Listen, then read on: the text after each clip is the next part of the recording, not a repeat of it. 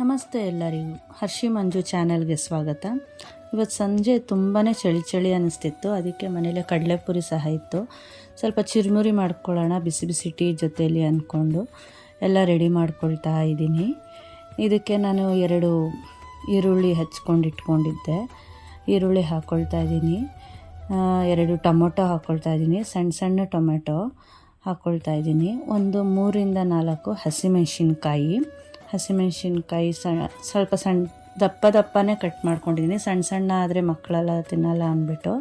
1 ಬಟ್ಲು ಸೇವು, 3/4 ಬಟ್ಲು ಕಾಂಗ್ರೆಸ್ ಕಡಲೆಕಾಯಿ ಬೀಜ, ಮತ್ತು ಇದಕ್ಕೆ ಲಾಸ್ಟಲ್ಲಿ ಕೊತ್ತಂಬರಿ ಸೊಪ್ಪು ಆ್ಯಡ್ ಮಾಡ್ಕೊಳ್ಳೋಣ ಅಂತ ಇಟ್ಕೊಂಡಿದ್ದೀನಿ.